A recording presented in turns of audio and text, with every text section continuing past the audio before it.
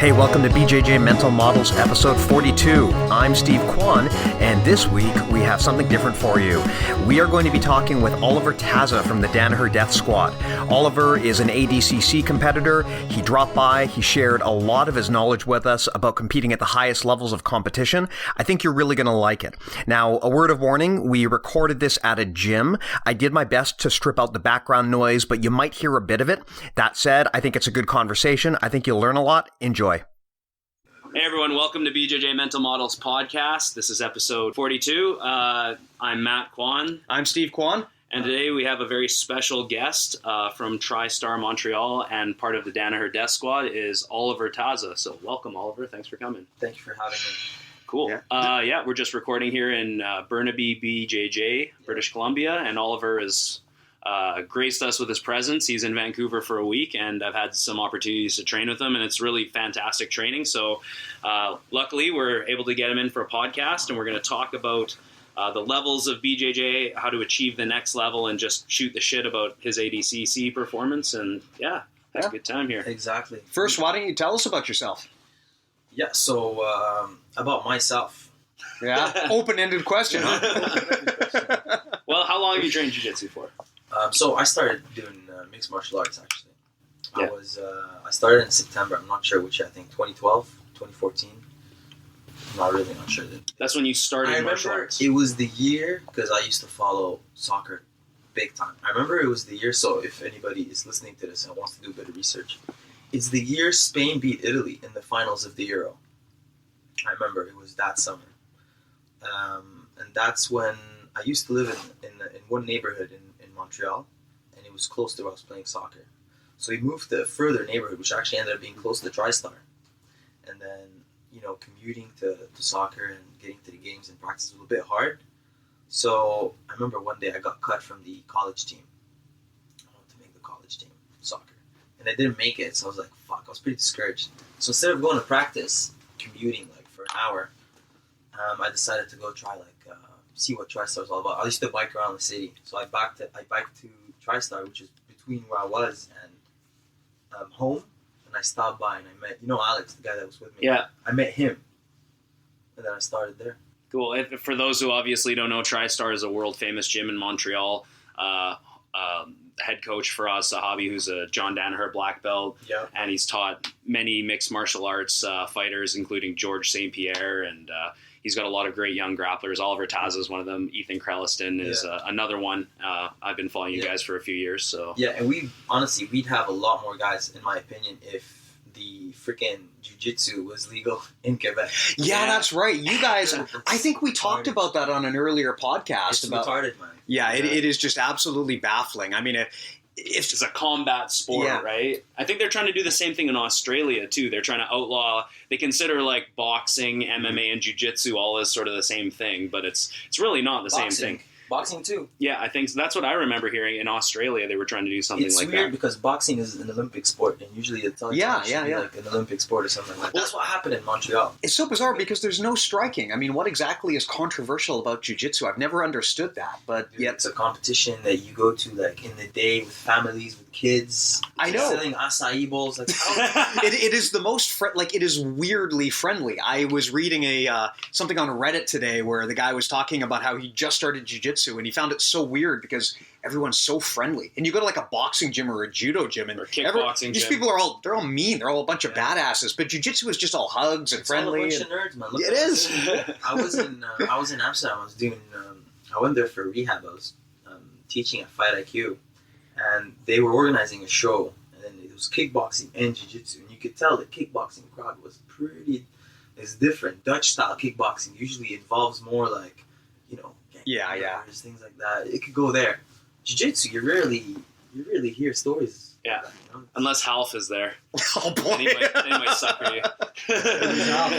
Half Gracie. Half Gracie. Yeah, when he suckered, was it Flavio Almeida? It was Flavio Almeida. What actually happened there? I didn't I don't recall the exact specifics, but they were at a tournament. It was Nogi Worlds. They were having a confrontation. Flavio, I think he turned around and Half sucker punched him in the back of the head. Because Flavio, I believe he opened a school in Half's territory or something like that. So it's just I heard. I'm not sure, but I heard like Henzo had like kind of a falling out with them a bit. yeah. They didn't agree on certain things. Yes, I think so. Because I remember seeing online Henzo was kind of taking Half's side, it looked like. Yeah, So, he was trying not to just come out and just get right on the bandwagon, but clearly he was not willing to disown him. I'm not gonna name who, but I've heard several gyms having like disagreements. I would say with the GB. Yeah. Oh yeah, well it's pretty obvious. Like even in our city, GB is kind of the gym that sticks to itself. You know, they have a competition series called CompNet where basically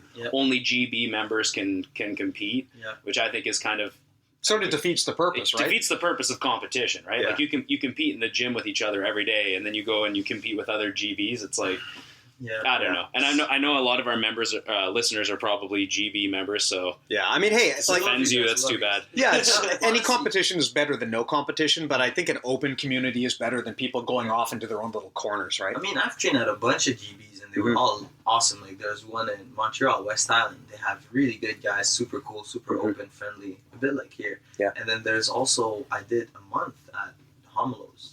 That was a sick. Yeah. Oh yeah. That is like the GB. One of the great GBs. I know there's another one in Texas that's really good. Those are the ones I heard from. So there's obviously really good competitors and a really good team. Nice. Places. But you see, like, this is pretty similar to what happened in Montreal with the jiu-jitsu. Two guys had like a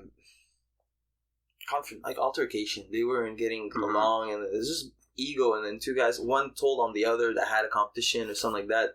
They involved the police, and then boom, now there's no jiu-jitsu. Yeah, this is the problem that I have with jiu-jitsu in general, is that schools get really tribal, and there's always these falling outs. Like, I have never in my life seen as many falling outs as I see in jiu-jitsu. It's just like nobody can get along for the long term. Drama, Yeah.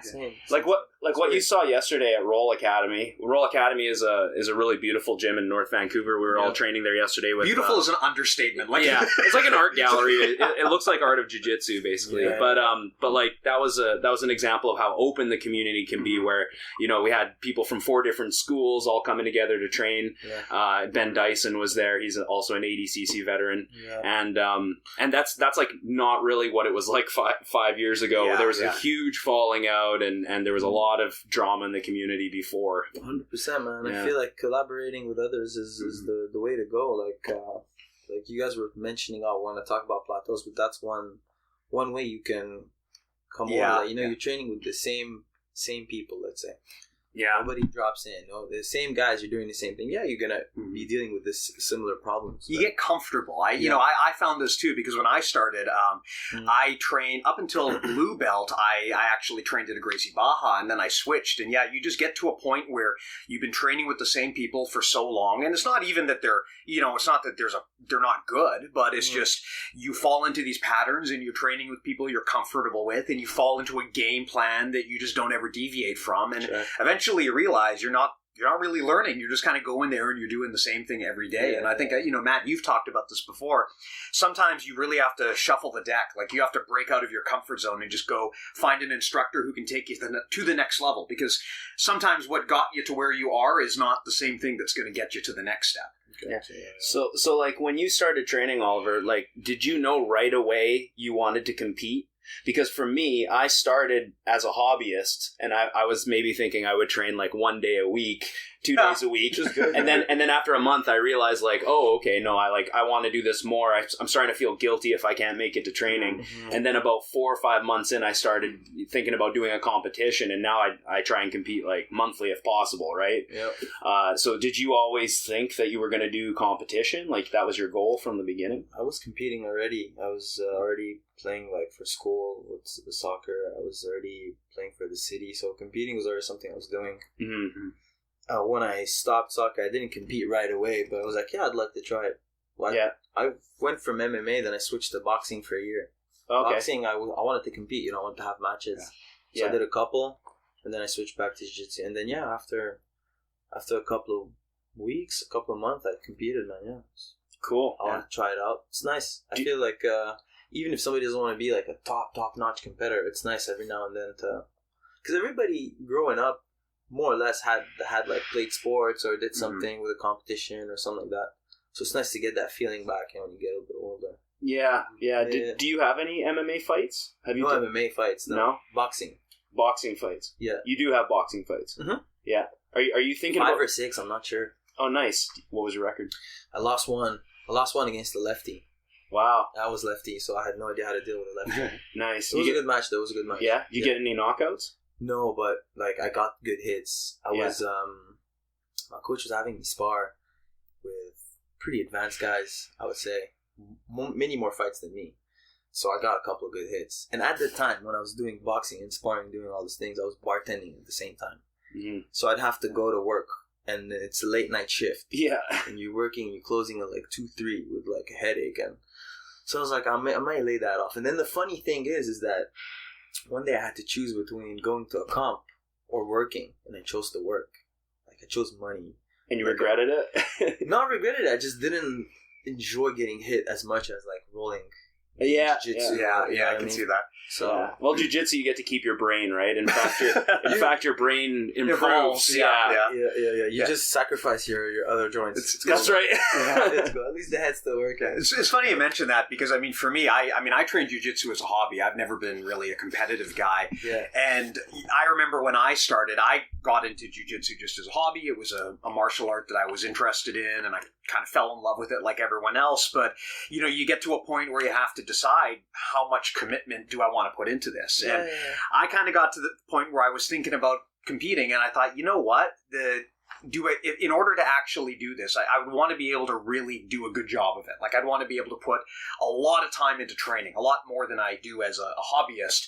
And I kind of decided that, you know what, I'd rather focus on the other stuff that I'm doing and just keep jiu-jitsu as a hobby for me. Mm-hmm. Keep it fun. Yeah, just as like a casual thing, right? Because I think that if you want to take it up to the next level, and if you really want to compete, you have to make a serious investment in order to actually get good at it. And it sounds like that's what you're describing, where you had kind of a moment where you realized, look, I've got my job and I've got jiu-jitsu, and one of these is going to have to take priority over the other. And I guess eventually you chose jiu-jitsu, right? Yeah, you look for ways to spend more time doing it. Mm-hmm. So put things on the side, limit distraction here, limit that there, stop this, stop that. Yeah.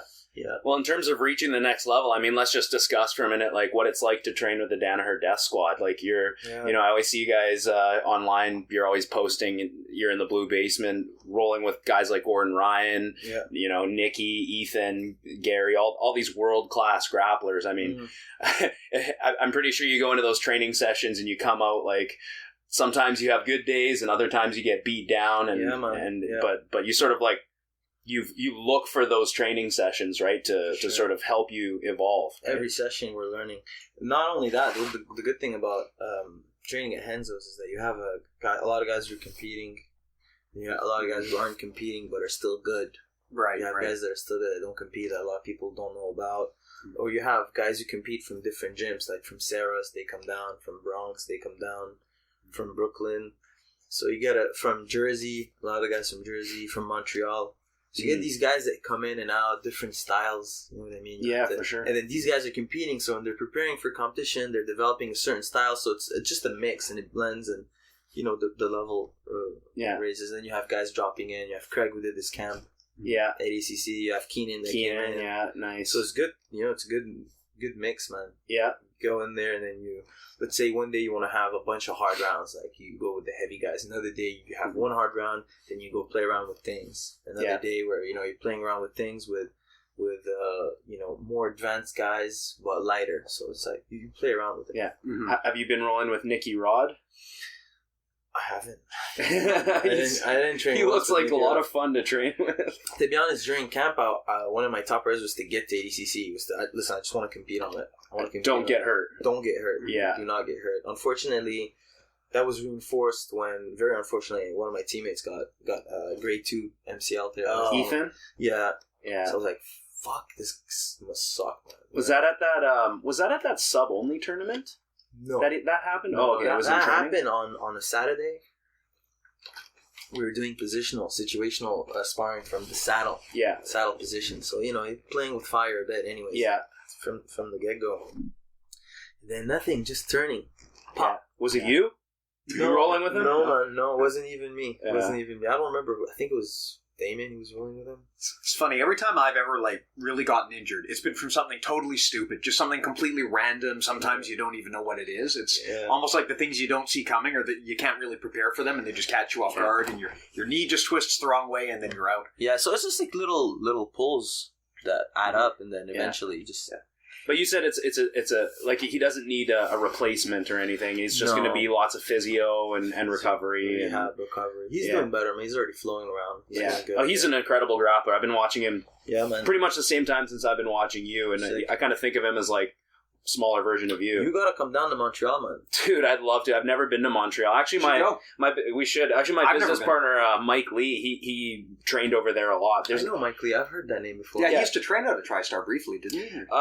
I don't know if he trained out of TriStar, but I think he's helped open a gym called H2O. You know Dude, yes, H2O, man. Yeah. So that's what I like about H2O. H2O and TriStar reminds me of what you guys do here. You guys train together. Yeah. So H2O guys, a bunch of them come down to TriStar, up to TriStar, and then some of the TriStar guys, I think, go down, and then there's Mizu, where it's like we have a bunch of gyms that meet up. Yeah. So we're trying to replicate a bit what you guys are doing here. You know, like just a bunch of gyms training together. Yeah. So you gotta come down, man. Dude, I want to so bad. What I was thinking of doing, I was thinking of having like a camp, like a training camp. You know, let's say like, I'll give you an example. There's the East Coast Trials on that day. Come a bit ahead of time, get a bunch of guys, get some good training, 2 sessions a day. You know, we work on wrestling, we work on conditioning, whatever, training jiu-jitsu. Be something interesting you could do, man. Yeah, man, I'm into that for sure. It makes everyone tighter too. Yeah. Like now that you've kind of got a taste of this city, people are like that I've talked to, they're all messaging me. They're like, "You rolled with Oliver? How was that? Like, we got to train with him and stuff." And I'm like, "Yeah, man. He says he's gonna come back." So it's cool how like it just brings you closer. Now when you come here, you know you have places to train. You know you have places to stay. Right? For sure. It is great how connected everything is. I mean, when I started, like if you had someone come in to do a seminar, that was rare. You know, it would happen maybe once a year that you would get a high-level black belt from some other place. Yeah. Whereas now it's like every week. I just can't keep track of it. It's great that everyone is just traveling all over. There's so many more opportunities to learn. Man, it helps. It's a small community. Yeah. It's a small world too, man. It really is. Like Philippe, you know Philippe from Roll. Yeah. One of his childhood friends, I know him.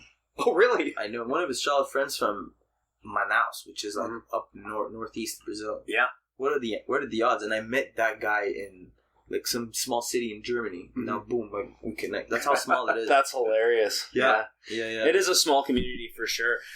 Let's talk about your recent injury, because we're talking about Ethan and his knee injury. I'm no stranger to knee injuries too. I had both of my ACLs are not in great shape. They're not completely torn off though, and both my meniscuses have had some damage as well. I just had my other meniscus. No, we can swear. Don't worry. Oh, I had my other meniscus scoped a few months ago, and it's been like way better. Like it doesn't lock anymore. But I know you had an ACL replacement recently, and so how was that? Like obviously it was a horrible experience, but I'm sure you've gained from it as well. Yeah. And you know the first couple of weeks you're obviously on crutches. It's not fun. Once you can start training, it's not that bad. See, during that I tried to stay busy as much as possible. I went and taught at Mizu. I was there. I started teaching there. I went down to Amsterdam. I tried to teach there too. Teach a couple of seminars. Then you're doing rehab. You're training. So the hardest part of rehab is not the beginning, or obviously it hurts like the first couple of days after, but it's like 4 or 5 months after, when you're not supposed to be training, but your legs feel really good. That's when you get the close calls, the almost tearing your leg again, things like that. And you're like, I can get back in there. I can get back in there. And then you're like, whoa, no, I shouldn't be back in there. I had a close call, man. I was rolling one of my buddies, and so here's the thing. I do the session. Like, I roll 20 minutes with a guy, super light. I'm working on my knees, chances of my knees buckling and are very low. And then I see my teammate. I'm like, fuck, I would like to roll with him. And then right after I stopped, I go and roll, and that's when it happened. Like you were just walking towards him and it sort of buckled, or during the roll? During the roll, I go and I backstep, and he just a weird movement that he was not used to. Yeah. It just goes. So rehab was not that bad, man. Honestly, the first couple of weeks again, it's a little tough because you can't move around like freely. You can't do the things you usually do. Yeah, but you're training. You're in good shape. Assault bike. Must have been scary when it happened, though. I mean, because for you, this is your job, right? It's your livelihood. So, I mean, for me, if I get an injury, I mean, I just go sit back. I work at a desk. It's not the end of it sucks, but it's not the end of the world. But I mean, for you, like you get an injury and that takes you out of the game for a while. Yeah. I mean, how do mentally and physically, like, how do you deal with that? To be honest, you have two options. Either you pissed about it, or you try to find a solution to it, right? So this is one of the reasons actually why I'm here. I'm trying to get in touch a bit more with the scene, see what we can do. That's awesome. You're using the time to network and to learn new ideas. You gotta find ways. You gotta get involved with the community. In Montreal, I'm trying to get involved as much as possible, but we're limited. No comps, no this, no that. So I try to see elsewhere. That's so crazy. I still don't get it. It's funny. My instructor, Sean, he was talking about a tournament he was trying to book, and the person on the other end was giving him shit and saying, we would never allow your barbaric sport to come to our, it's like, seriously? I mean, there's no punching, there's no kicking. Where was that? It was here. No, it was here in BC. It was just some person who, I guess they were running a facility and just didn't like the idea of grappling. They thought it was some like blood sport or something. I mean, it's the gentlest thing there is. I mean, I think you're far less likely to get injured in jiu-jitsu than like almost any other sport except for maybe golf, and even then I'm not sure. It's generally a pretty safe sport because in a lot of ways the goal is not to injure the person, right? I met a guy who tore his ACL playing golf. Well, there's so many like wrist and elbow injuries. I think playing ACL, really, or playing golf. Sorry, I mean, and knee injuries are like I've come to the terms where I think one day it's probably going to happen where there's going to be like a tear or something. I know I shouldn't think like that, but I'm like mentally preparing myself. Okay, like if I get a really bad injury and I can't roll, like how am I gonna teach at the club? How am I gonna get classes covered? How am I gonna like you had to coach from the sidelines basically? Yeah, but it's right? preparation. It's not bad to be prepared. Yeah, right? exactly. It's not bad to be prepared and then to do things. So if it happens, at least you say you're covered. So for any athlete listening to this, don't be afraid of the thought of getting injured. Anything can happen, but at least know what to do. And we've talked about that before, about how to cope with injuries. And I think the thing about injuries is, when one door closes for a while, and there are other doors that can open up to you. There's 100%. so much more to jiu-jitsu than just the time that you spend on the mat. There's the relationships you build, both personal and professional. There's the opportunity to network and to, learn and train your mind mentally. There's so much other stuff you can do outside of just the grappling. So I think that moping about it is probably like it's inevitable that you're going to get injured. It happens to everybody, and you just kind of have to learn to move on with your life and not get obsessed about it. 100%. Yeah. So on that note, when it comes to competitions, if you're a local competitor, there can be competitions every week or every month. But I'm guessing that for you, training at the highest level, some of these competitions only roll around once a year. Or once every 2 years. Or once every 2 ADCC's years. Case. So how do you train differently when you're like competing at at ADCC versus if you were just doing something locally, or do you even not do those local things anymore? I'm trying to improve, obviously. Every day I'm trying to add something, adjust a little something in my game every day. The intensity, you play around with it. So when I'm doing camp, for example, for ADCC, I was doing 2 sessions a day almost, and then the days where we have 1 session, I do something else on the side. Obviously now there's no comps coming up very early other than Nogi Worlds. You gonna be there? Might do it, yeah. I'm gonna do it. Probably. You gonna do it? I can't do it. I think I'm going to do the Revolution in Tacoma, and then that's probably going to be my last competition for this year. Where's Tacoma? It's just past Seattle. Seattle? Oh, it's in the U.S.? Yeah, just down in the States. It's next about a month from now. So yeah, I go down to the States a lot to compete. That's sick. Yeah. How long's the drive? From here, it's pretty quick. 3 hours, 3.5 hours. It depends on traffic. The traffic between like Tacoma and Seattle and here in Seattle can be dependent. How's the level of competition there, if you don't mind? Pretty good, actually. Like, there's a few really good guys in the area. There's one of the best guys is Sean Weisenberg. He beat Boogeyman Cummings at ADCC trials. I competed against him. Yeah, I competed against him at Worlds. Yeah. How'd that play out?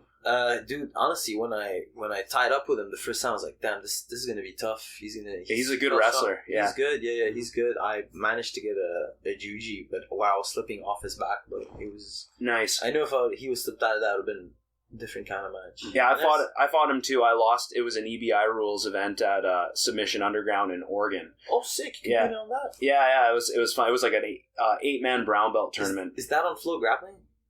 I think so. It might be on there. No, Flow Grappling. I was a brown belt at the time that it happened, right? But yeah, he's really good. There's another guy named Riley Weissman who's really good.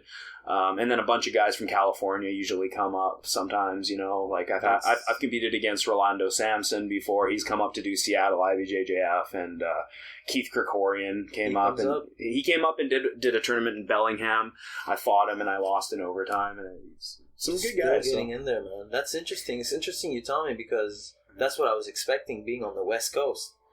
You get these guys, you know, come up and down. So it's a good thing, because we're trying to be more active, no-gi, trying to push that a bit more on the scenes. It's mostly no-gi comps you do, or gi, or... I do both. Yeah. I do both. Yeah. I like both. I know you favor no-gi, right? Yeah. I've oddly enough, I think I find gi more fun. I don't know. I train almost exclusively in the gi. I don't compete, but I love the gi for reasons I don't quite know. It just resonates with me, right? Everyone's got their thing. Like the first day we rolled, I was like, "Hey, Oliver, did you bring a gi?" And you gave me a look of disgust. You're like, what are you talking about bringing a gi? Yeah. So for those of you out there, every time I go and drop in on Matt's gym, like I look at his schedule and it'll say, today is gi day, and I'll show up at Matt's gym and I'll be the only person in the fucking gi. That's like, not true. It's totally true. There have been days where I show up in a gi and there's like 30 people and they're all in their shorts every single time. The only time that everyone was in a gi was your promotion seminar. That's right. Yeah. And that I thought we were training, but it was actually just a ruse to give Matt his black belt. So it was funny. I think a big reason why a lot of people prefer the gi is they understand it and they know it better also. Yeah, it's a comfort zone thing, right? You can call it that way if you want, but when you're doing something better. When I started the gi, I had to switch a couple of things up in the game. So obviously at first it sucked. Yeah. Then you start to understand it and your game starts to click and you becomes more enjoyable. But last year or 2 years ago, I did from January till July, I did only gi. Yeah. I did only gi. I wanted to do, after I won no-gi worlds, I was like, I want to try to win in the brown belt gi. Yeah. Then after that, I had Polaris versus Lachlan, and then I got injured. Yeah, so I remember watching that match versus Lachlan, and I mean, ever since that match, he's been on a tear. Like, he submitted Manchur Kara, and then obviously his ADCC run was just incredible, especially in the absolute division, right? Yeah. I remember watching that match, and I think you had a knee brace on in that match. Was your ACL already torn when you went into that match? No. It was, my knees were all right when I went in there. Yeah. Man, again, like the day I got injured, I had nothing. It was like, it just happened, boom, slip, leg stayed straight, turned the wrong way. Yeah. And then it ACL gave. Man. So after you tore your ACL, was it just like really unstable and buckling? And not really. It didn't hurt when it popped. Mine popped, didn't hurt. I've heard that if it's like a clean tear, it doesn't hurt at all. I've heard that it only really hurts if it's like a partial tear. At least that's what my physio told me last time I had a knee injury. Because it was just a tweak, and he said, if it doesn't hurt, that's what you got to be worried about, because that means that it's like cut in half. Yeah. But my knee, actually, the day after, obviously, I was limping. 2-3 days later, I was walking around pretty normal.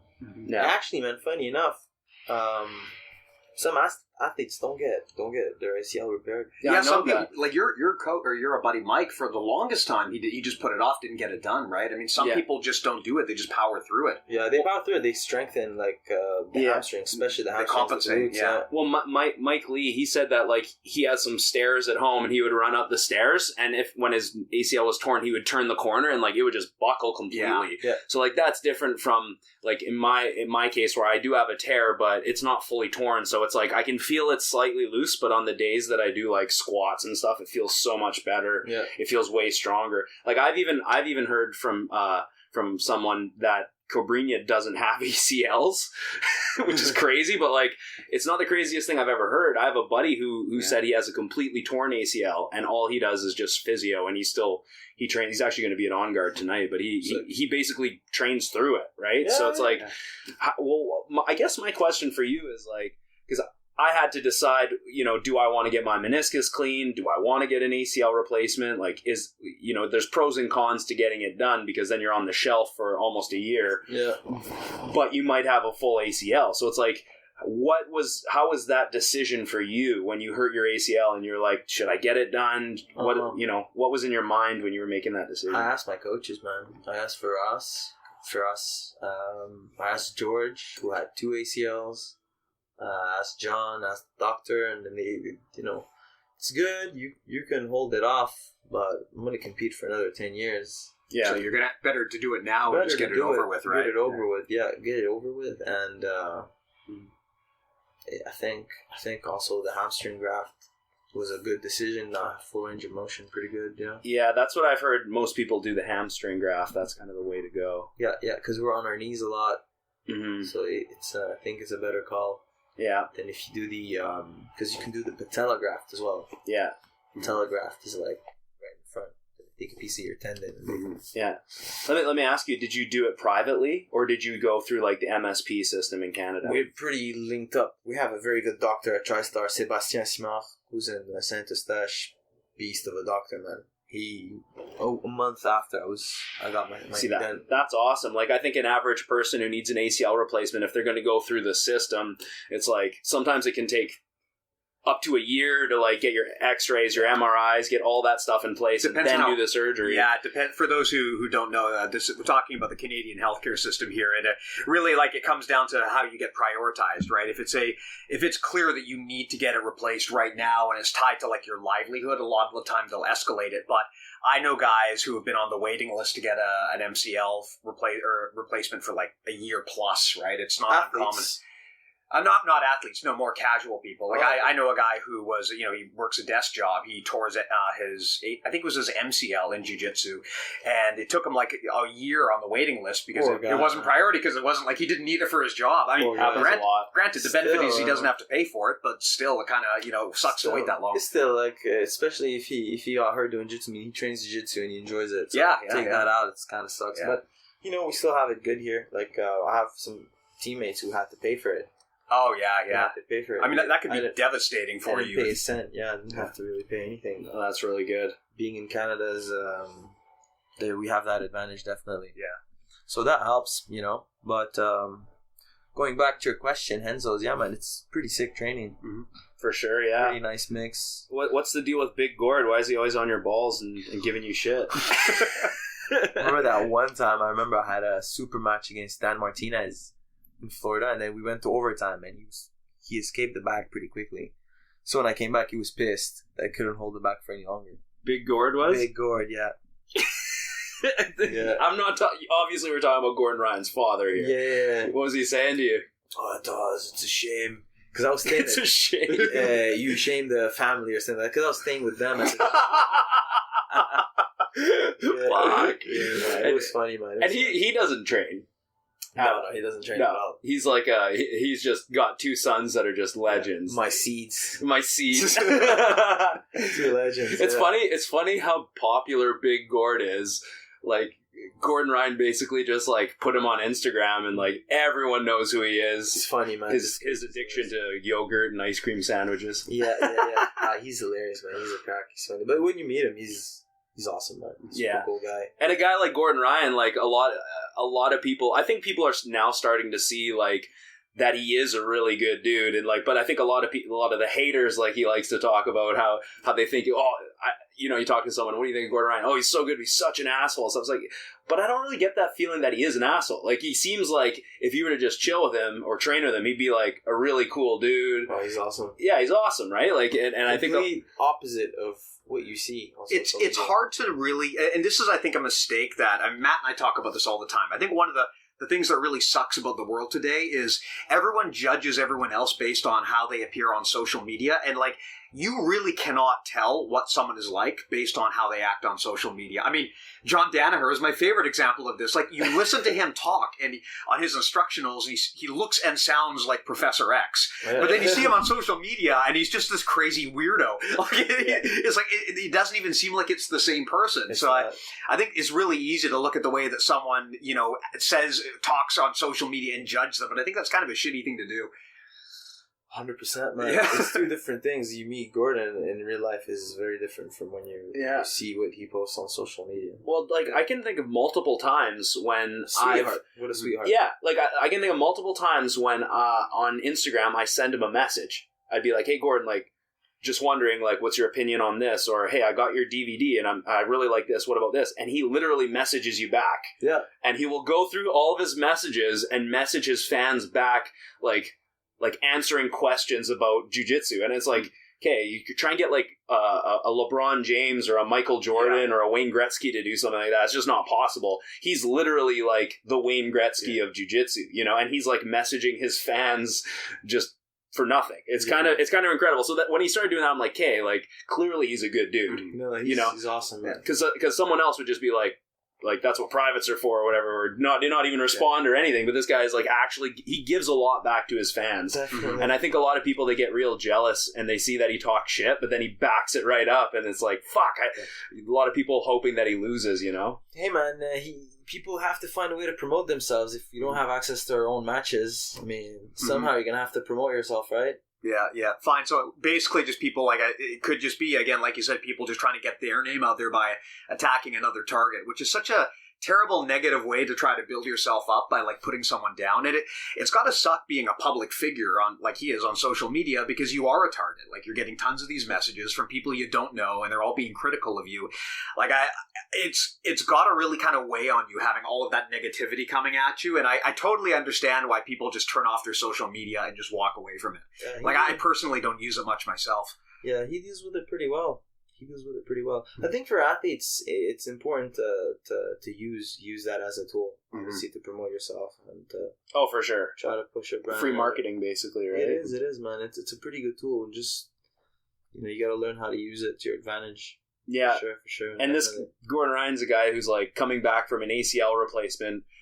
And leading up to ADCC is like, it's not even going to be competitive. I'm going to fucking win both my division and Absolute. You guys are all going to look like idiots. I'm going to fuck you up. I'll see you there. And then he fucking does it. Like, what kind of level of confidence is that? You know, like when I go into a local competition, I'm like, you know, even though I'm not too worried about it, I'm still like, fuck, like I want to do good. Like I'm kind of still, you know, there's that self-doubt that's always just like in the back of your mind talking. And this guy, I'm sure he has it, but man, he's good at masking that, you know, and just being like, I'm going to fuck you all up on it. I've never seen any of it, man. I've never seen any of it, to be honest with you. Yeah. Mask it pretty well. Trains a lot, man. Preparation also helps to have confidence. Trains a lot.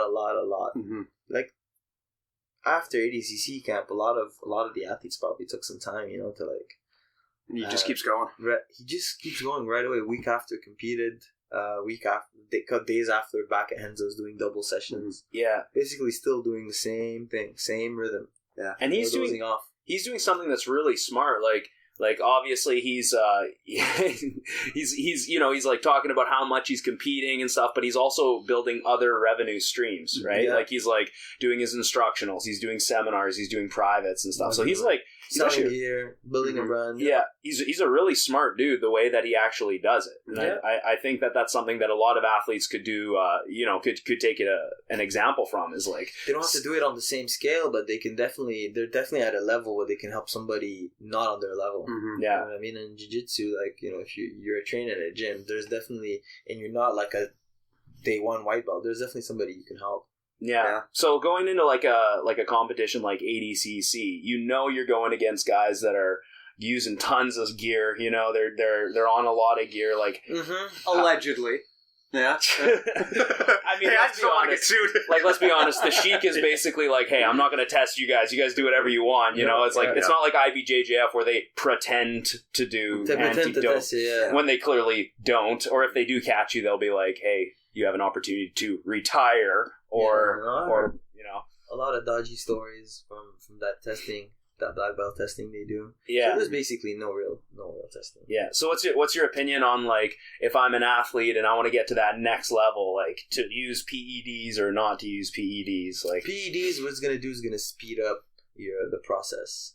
Wherever your finish line is gonna be, you're gonna get to it faster. It's like the brightest stars burn the fastest, or as they say, going on the express lane. Yeah. You're driving way faster. But then what about like the latter end of your life? You start to, maybe if you get off the gear, you start to see like the negative effects of it. Especially if you, I think if you're careful with it and you start to like, you know, don't go crazy all at once. Mm-hmm. Later on in life, it might have a better effect on you than if you just like boom, boom, boom all the time hitting the bomb. Right? Definitely, you gotta check out it if anybody's listening, considering on doing it.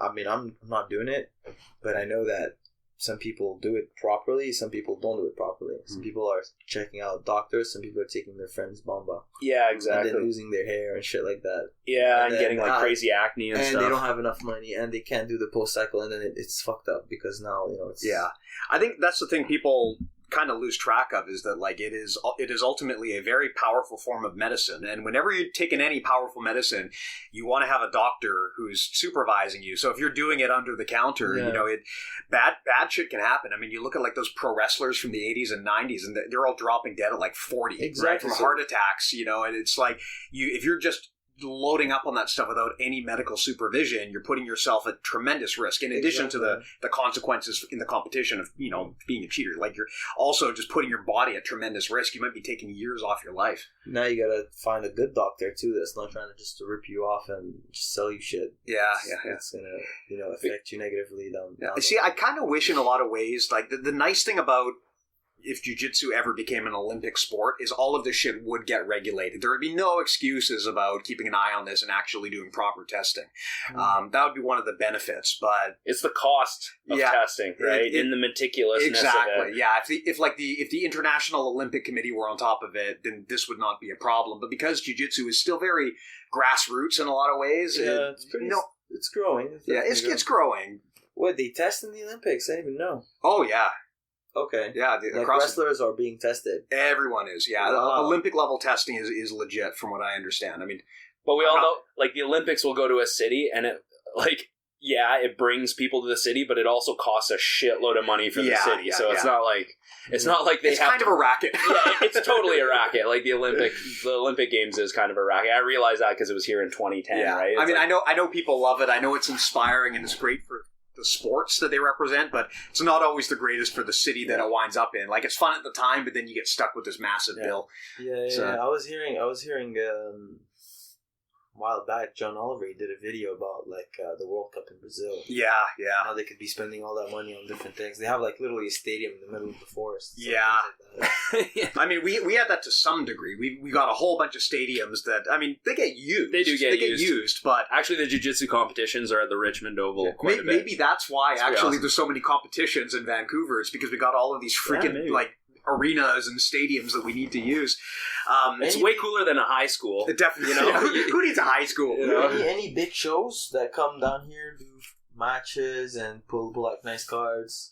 It's Vancouver, honestly. IBJJF doesn't come here, and the main issue is we're up in the very northwest corner, right? You go any higher up and you're basically in the middle of nowhere.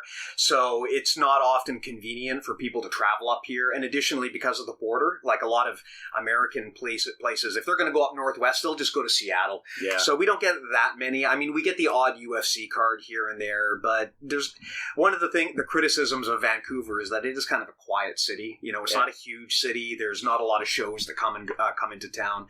Same with sports and events like that. If only there was a high-level grappling promotion that could come to Vancouver one day. Oh, man, I don't know, maybe. We're trying to do that, man. We're trying to bring qualifiers, and then obviously eventually trying to bring nice cards. Yeah. Because again, you see, you were telling me, you have these good guys that come up, drive a couple of hours, and compete. Yeah. I'm sure you guys want to be on a big show. Mm-hmm. For sure, yeah. Definitely something to think about, man, and do. Yeah, no, it'd be awesome. Yeah. So, you're doing tournaments like ADCC and, Nogi Worlds and all these, basically the highest levels of grappling, right?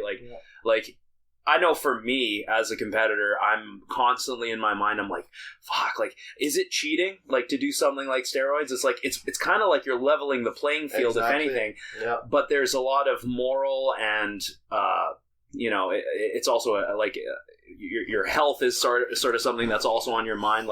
Do you grapple with should I do it? Should I not do it? Fuck, what?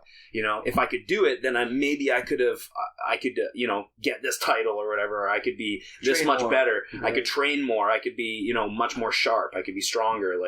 Is that something that you constantly is in your head?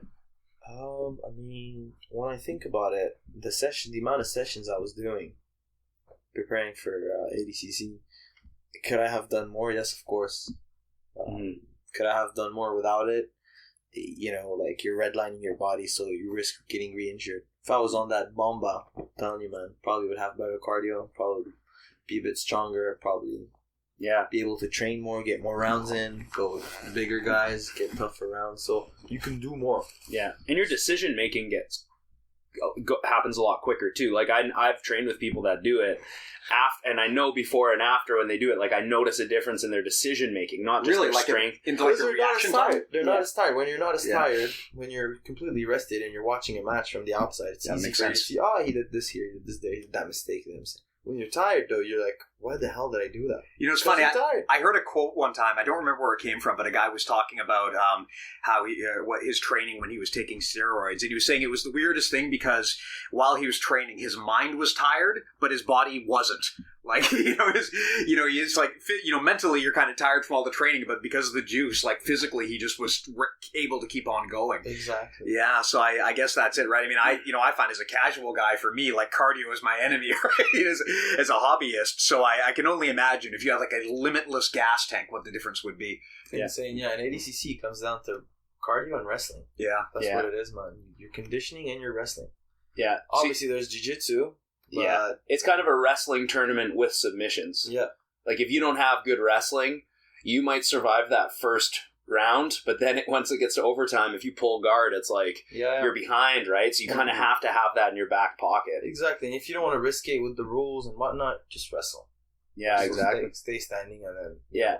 So your match with Canuto, Yeah. like he's like one of the best 77 kilos in the world. He has a win and a loss against your training partner Gary Tonin, right? And you happen to draw him in the first match, right? It was a really great fight. I remember, you drew in the first what do you want to call it? First round, I guess. Like he actually got on. He almost had a takedown. Then you got up into the 4-point position before the 3 count happened, and then he got both hooks right as the time ended. So like you kind of made it out with the skin of your teeth to get to overtime.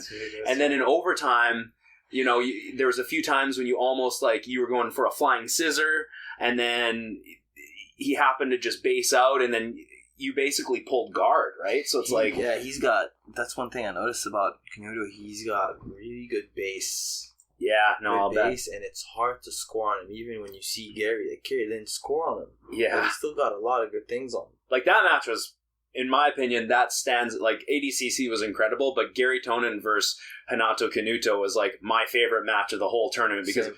like I'm watching these guys, I'm like, how the fuck are they not getting injured in this match? They're flying all over the place, and it's like, Tonin's gas tank is just legendary, right? Very so it's good, like, yeah.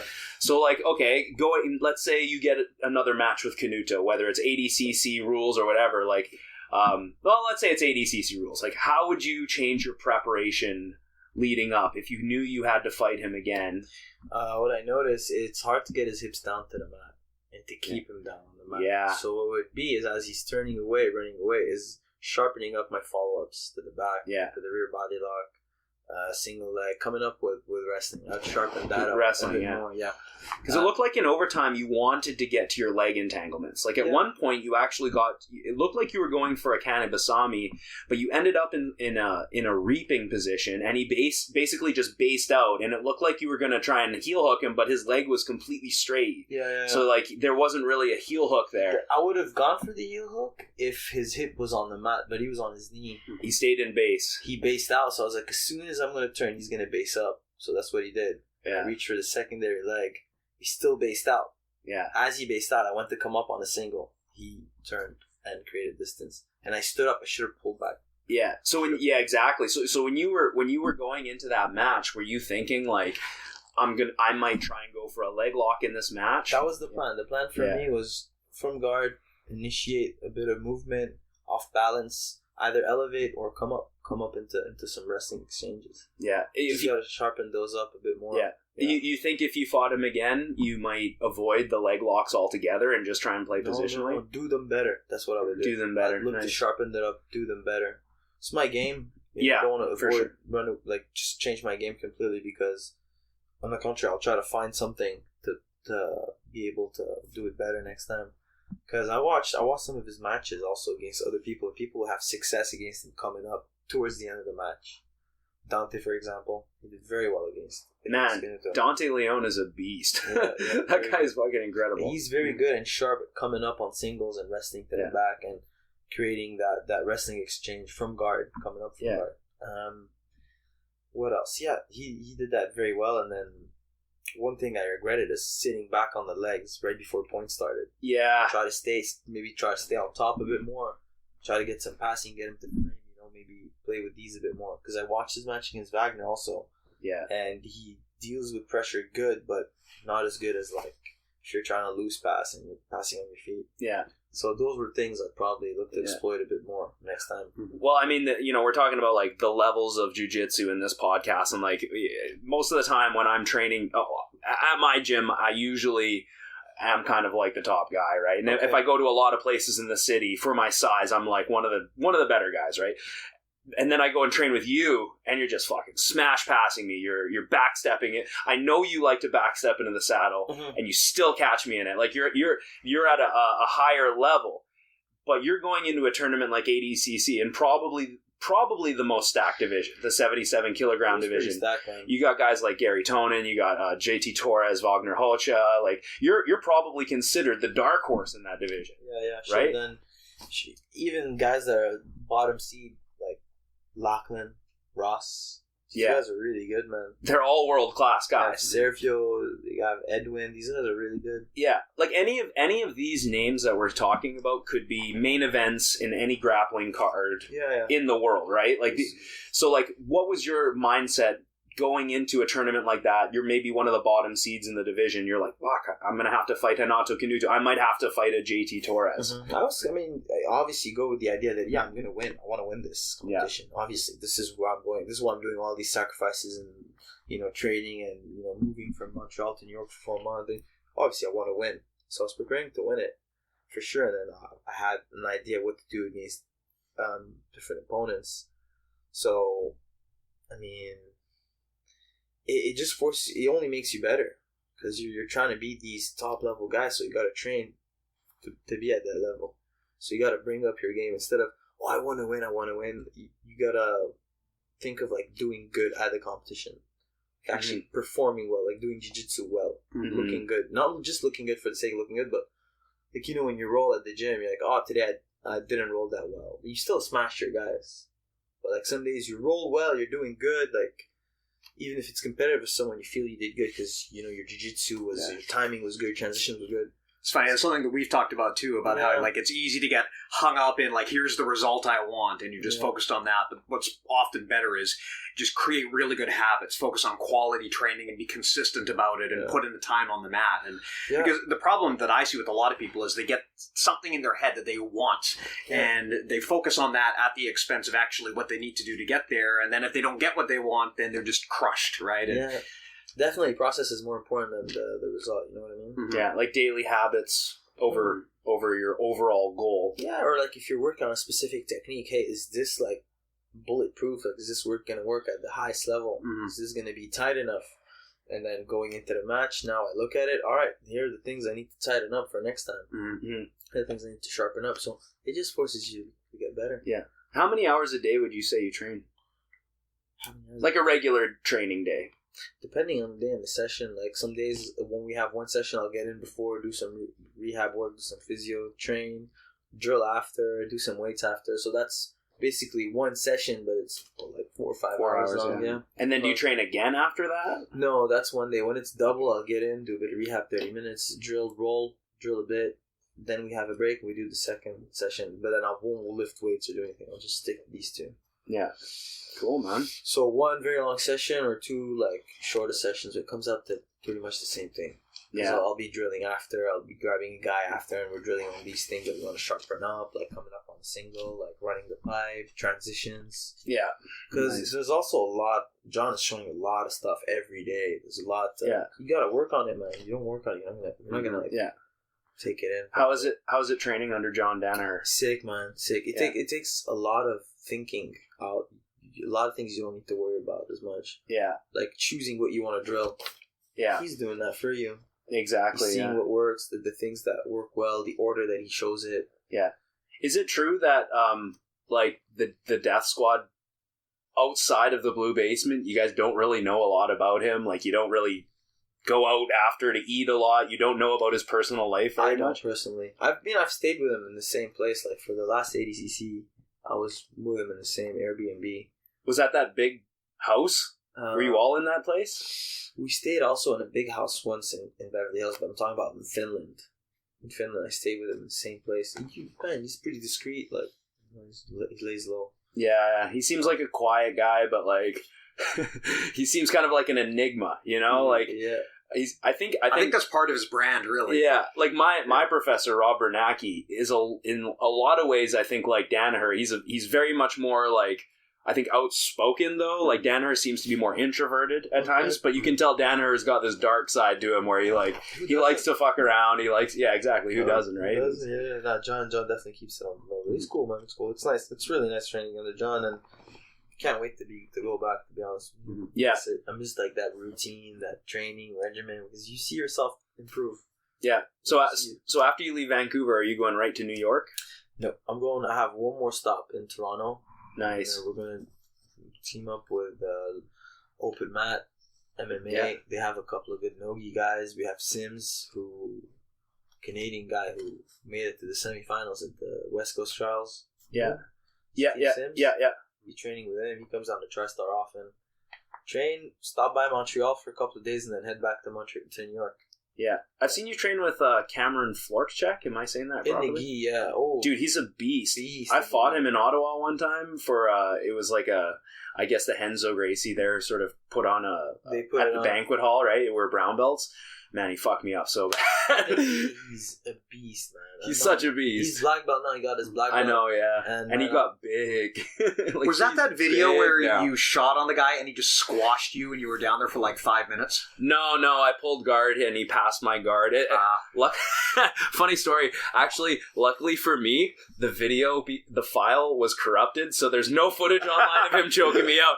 It's online, but it's like the first 3 minutes of the match, and then it ends. I'm like, oh fuck, thank God it's not on there. Videos of you getting your ass kicked are my favorite thing in the whole world. Me too, man. Like I think I learned way more from my losses than my wins. But like, I think you always do. But he's sick. Right? Like I did roll with him that one time, and super nice dude. Like, you know, we talked before and after and stuff. But like, fuck, I knew he was going places. You know, he's like really high level gi grappler. Yeah, I can't wait to see him at black belt. See him compete at black belt. It's gonna be interesting. Yeah. Oh, I think he's definitely like some guys you never know, man. Some guys click at black belt. Some guys never win anything up until black belt. And they're fucking that's true. Some guys win everything and then black belt they disappear. Never know, man. Never know. Just keep grinding. Yeah, it's funny. We literally just sent an email out about that today about how like I hear a lot of the time from my students that like I've hit a plateau. I'm not getting any better, but man, like a lot of the time you just need to stick through it because you don't get better in like a straight line. Sometimes you go for months and things are kind of just the same, and then like 1 week, just bam, you get like 100 times better. And I know people like that who like up until like purple or brown belt, they're not particularly great. Yeah. And then one day I come in and it's like they're 100 times better, and I don't know what happened. You stick through it long enough, and you hit these moments of brilliance. Your teammates are getting better too. Yeah, it's all relative, right? Yeah, you're getting better, but you're not the only ones getting better. Yeah, guys are training too. They're putting in the work. Yeah, when my daughter came, I took about a year off. And when I came back, like, I was shocked at how much better everyone was. I mean, granted, also, I had, like, a year's worth of rust I had to get rid of. But, like, guys who before were, you know, not really much of a threat, now they're, like, going toe-to-toe with me. And when you're all getting better at the same time, it's, like, relativity, right? You don't see the speed of the car next to you. Yeah, it's also be patient, man. Enjoy it. Why do you want to get better super fast? Mm-hmm. Take your time, man. You know, take it day by day. Make one adjustment.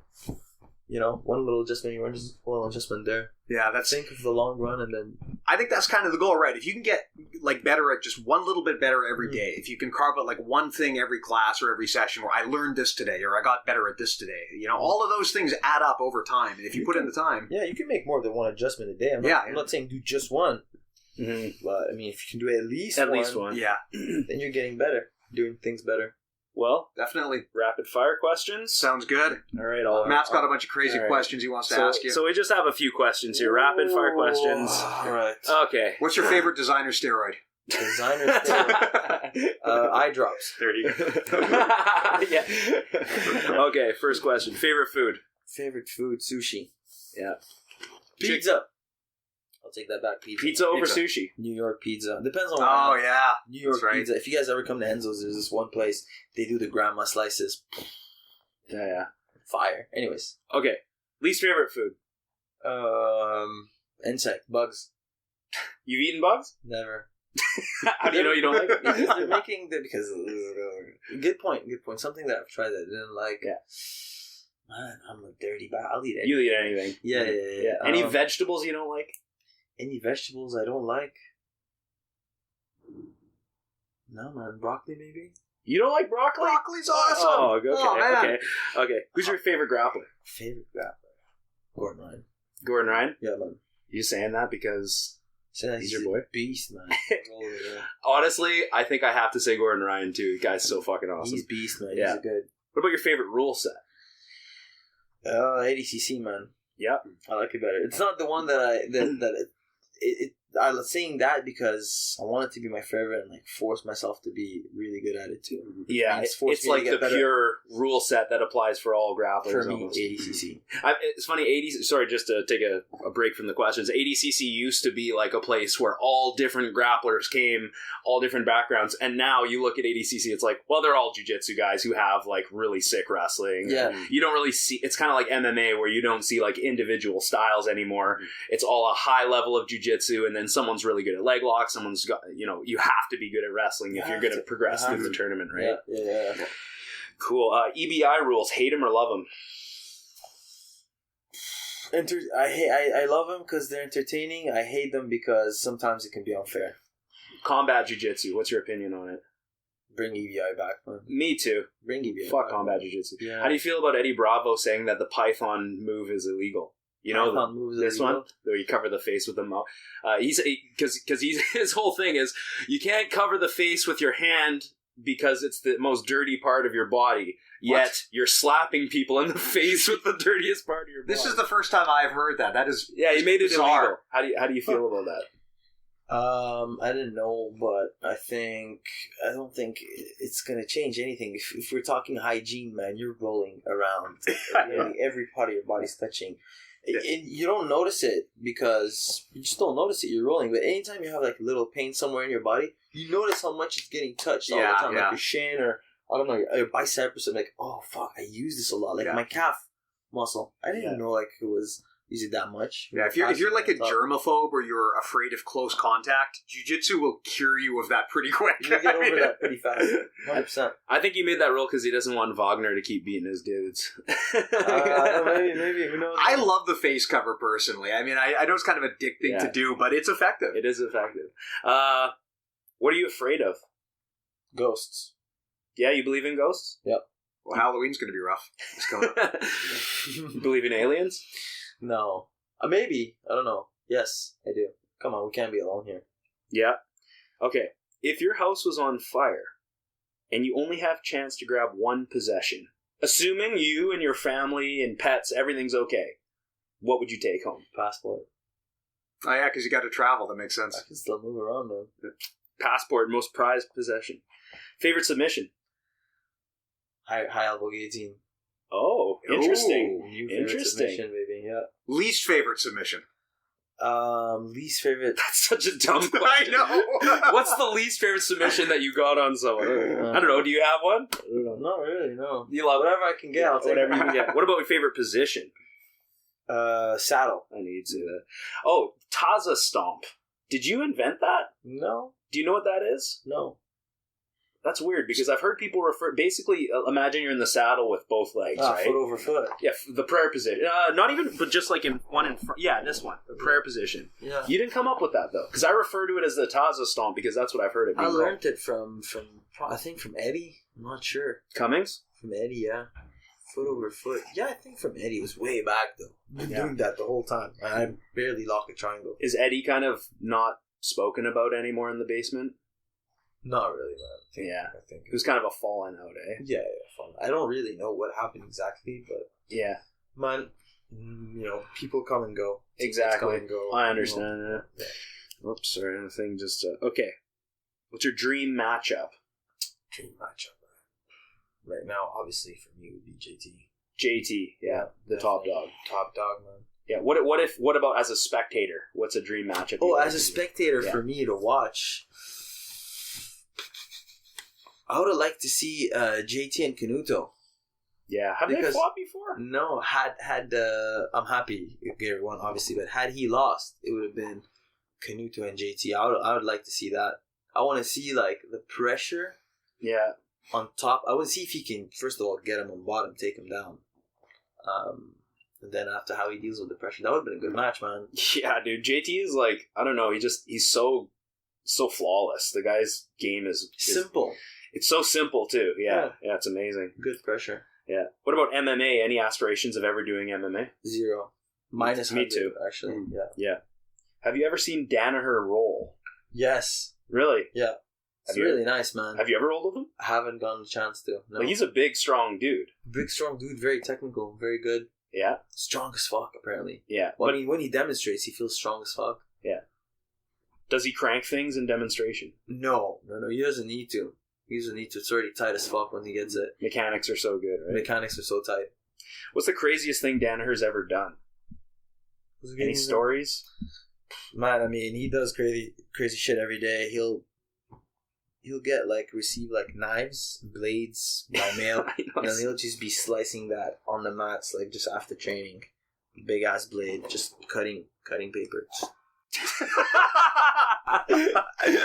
Just like this is someone's throat. After training, he'll have a big knife. He'll be staring at it for 15, 20 minutes. I'll go shower. I'll come back out. He hasn't moved. Just still looking at it. When I went to, he's a knife guy, eh? I always see. When I went to school, we had a guy like that, and he got expelled because he was a fucking psycho. Like that.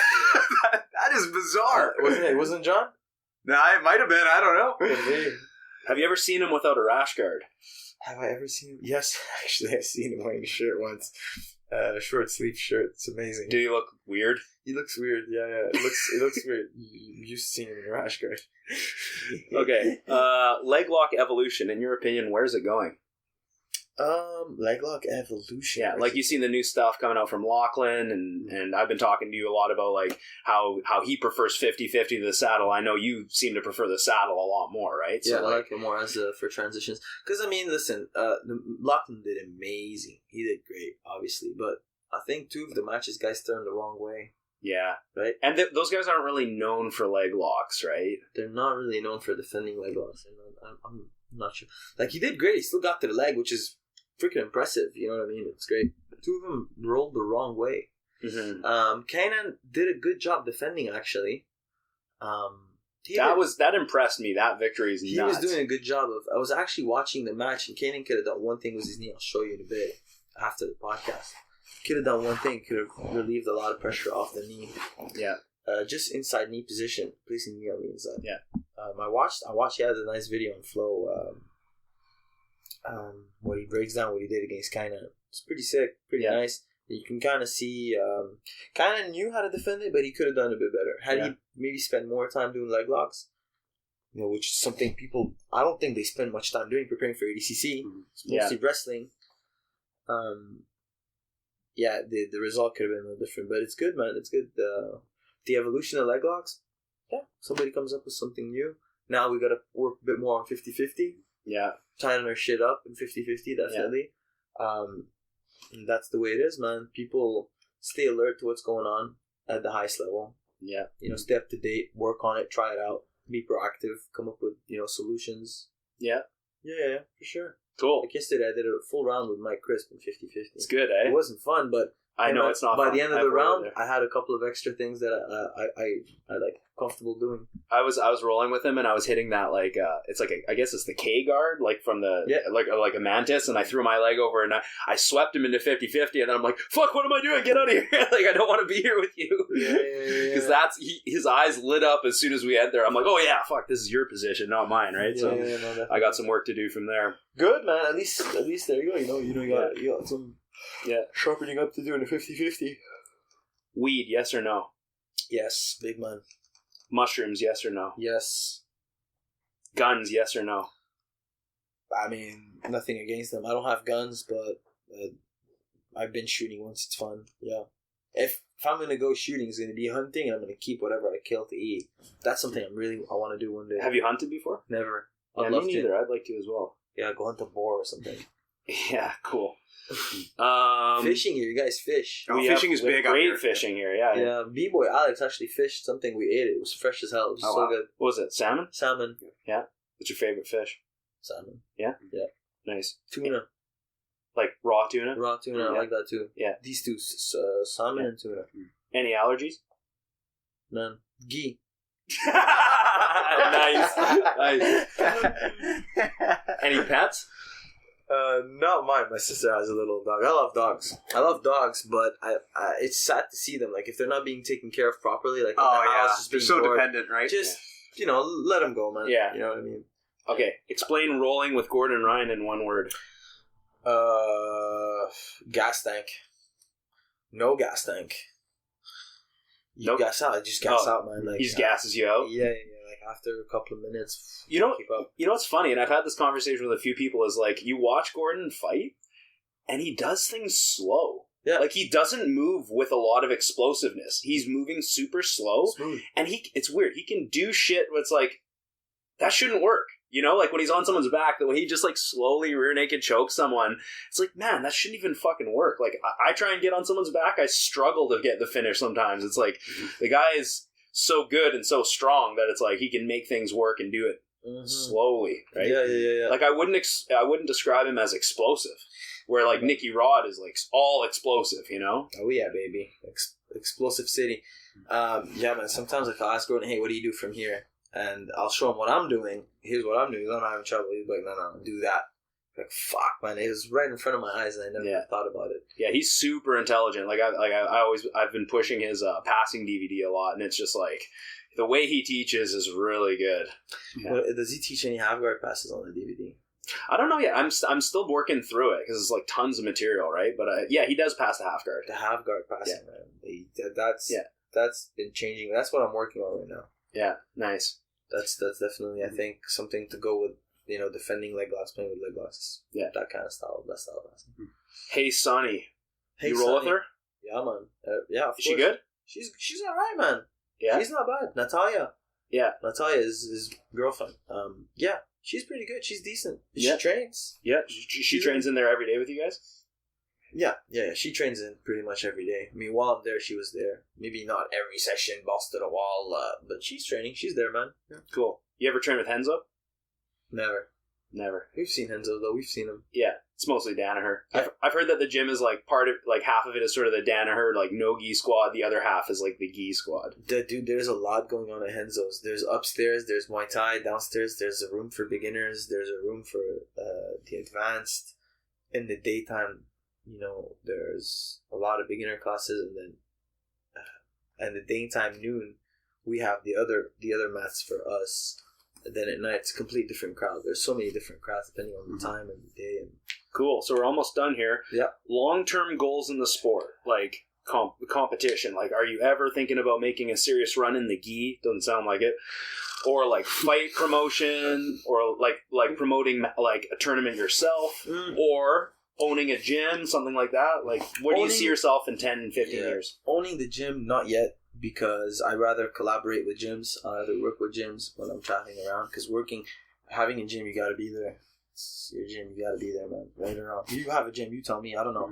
You have to be. Is there. it like that? Work. I've trained with people, or my old instructor. He had a bunch of gyms, and he was never at any of them. Yeah. And it was like an empire, and it fell right apart just because you have to be there. Otherwise, people don't want to learn from like a purple belt, right? They want to learn from at least in the beginning. At least in the beginning, you got to be there. So gyms, no. Promotions, yes. I believe I try to do things to help the sport grow as well. If I have that as a mission, like, all right, is this gonna hurt the sport or is this gonna help the sport? Bringing in a promotion, I think, definitely helps. Yeah. I've seen you do promotion, like you sort of promote a tournament in Amsterdam. Yeah. Trying to do that here. Yeah, cool. So the guy in Amsterdam is super cool, super nice to work with. Only thing is,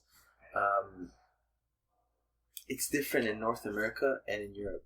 The way, obviously, the guys that are training jiu-jitsu in Europe value it a lot. A lot of guys drive hours to come down to see us. In North America, it's a little different. People, I wouldn't say It's harder to get people together to do they tournaments? value it a bit more. I think there's a bit more value into it. In terms of, I'll give you an example. Here's why I'm saying it. I'm saying it because, like, if you look at gym memberships here, how much is it in general in BC? It's not cheap. It can. I mean, you can For jiu-jitsu? Yeah. Probably like 150 to 200, depending on where you are. Okay, good. Nice. US, same thing. Europe, it's like 40, 50, and they're complaining. What? Yeah. How can you possibly pay the bills at that So rate? I'm not looking to bash anybody. I love my European friends. I love all the guys that I train with and met. They're super cool, and the proof is they came and supported my seminars and everything. But the general crowd, I'm talking about everybody, it's still not. They don't still value it the same way. Got it. You know what I mean? And it just comes down to, all right, people here are willing to pay $150. They see the value. They're planning to pay that. There, it's still not there. So, trying to do it here, obviously, there's support. If I'm going to try to do something, I'm not going to be able to do it by myself. You know, people are going to need athletes, going to need the crowd to support, need the people to come down, need somebody to help us with promotion, help us with this, help us with that. But ultimately, you get more people involved, it helps the sport grow. Right? So that's probably the long-term goal. Yeah. So that's what's next for you then? Is sort of, or what is next for you? No-gi Worlds? Competing, obviously. Competing, and then nice. Slowly. It's a long-term project, man. I don't want to get anything. Nothing's going to completely change in the next couple of weeks. I'm just going to be doing the same thing, training, but on the side, trying to grow the other aspect of the game, being more present, helping out, trying my best. To be honest, if I were to tell you, oh, this is exactly what I'm doing, I'll be lying to you. I don't know. I'm just seeing where it takes me. Meeting people here, meeting people there, seeing the opportunities, and then boom, making a decision based on that. Yeah, well, you made a good impression on Vancouver this week for sure. Well, so, like vice versa. Yeah, awesome. Well, I mean, I'm out of questions here. Is there anyone you'd like to thank? Any sponsors or? My sponsors. There's Mizu Studio, of course, TriStar Gym, Henzo Gracie Academy, Physiomentum in Montreal, Scramble Canada. Those are my main sponsors. Sweet. I'd like to thank that. Yeah. Awesome. Where can people find you online? Facebook Messenger, Oliver Taza. Obviously, I'll try to get back ASAP. And Instagram, there's Taza Garami. I'm trying to be as present as possible in Canada. Obviously there's training, but weekend here, weekend there. Anybody wants to, train, link up, hit me up, see what we can do. Sweet. And yeah, I can definitely say, I'm sure you're available for seminars, and I definitely recommend anyone listening, if you want to bring a high-level leg locker and just grappler in general, Oliver Taza is a really good choice. So thanks a lot for coming out, and is there anything you got to say, Steve? No, it was a pleasure. Looking forward to training tonight. Yeah, thanks a lot, guys. Thanks, guys. Gotta eat first, don't we? Yeah, let's go do that. All right, take care. Take care. Safe. So that concludes the interview with Oliver. Oliver, thank you so much for sharing your time with us. Hope everyone enjoyed this chat. If you want more BJJ Mental Models, you can go to bjjmentalmodels.com, where you'll find more podcast episodes plus our online database of mental models. You can also go to bjjmentalmodels.com/store, where you can buy our patches and our t-shirts. We really appreciate it when you do, because it helps support the show. Additionally, you can go to bjjmentalmodels.com/join, where you can sign up for our mailing list. We'll send exclusive information that you won't get anywhere else. Thanks again for listening. We'll see you next time.